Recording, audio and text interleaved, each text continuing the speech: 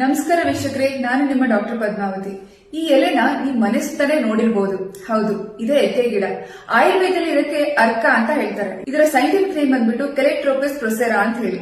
ನಿಮ್ಗೇನಾದ್ರೂ ಎಲ್ಲಾದ್ರೂ ಊತ ಇತ್ತು ಅಂತಂದ್ರೆ ಈ ಎಲೆಯನ್ನ ಈ ಭಾಗಕ್ಕೆ ಎಳ್ಳೆಣ್ಣೆನ ಹಚ್ಬಿಟ್ಟು ಬಿಸಿ ಮಾಡ್ಬಿಟ್ಟು ಕಾವು ಕೊಡೋದ್ರಿಂದ ಬೇಗನೆ ಊತ ಕಡಿಮೆ ಮಾಡೋದಕ್ಕೆ ಸಹಾಯ ಮಾಡುತ್ತೆ.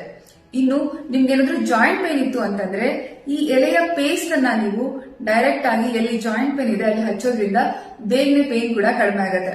ಆದ್ರೆ ಈ ಎಲೆಯನ್ನ ತಗೊಳ್ಬೇಕಾದ್ರೆ ತುಂಬಾ ಹುಷಾರಾಗಿರಿ. ಯಾಕಂತಂದ್ರೆ ಇದರ ಹಾಲು ಅಂದ್ರೆ ಇದರ ಲ್ಯಾಟೆಕ್ಸ್ ಏನಿದೆ ಅದು ತುಂಬಾ ವಿಷಕಾರಿ. ಅದೇನಾದ್ರೂ ನಿಮ್ಮ ಕಣ್ಣಲ್ಲಿ ಬಿತ್ತು ಅಂತಂದ್ರೆ ನಿಮ್ಮ ಕಣ್ಣನ್ನ ಡ್ಯಾಮೇಜ್ ಮಾಡುವಂತ ಚಾನ್ಸಸ್ ತುಂಬಾನೇ ಇರುತ್ತೆ.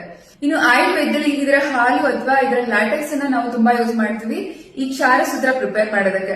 ಈ ಕ್ಷಾರಸೂತ್ರ ನಿಮ್ಮ ಪೈಲ್ಸ್ ಅಥವಾ ಮೂಲವ್ಯಾಧಿಯನ್ನ ಪೂರ್ತಿಯಾಗಿ ರಿಮೂವ್ ಮಾಡೋದಕ್ಕೆ ಸಹಾಯ ಮಾಡುವಂತ ಒಂದು ಚಿಕಿತ್ಸೆ.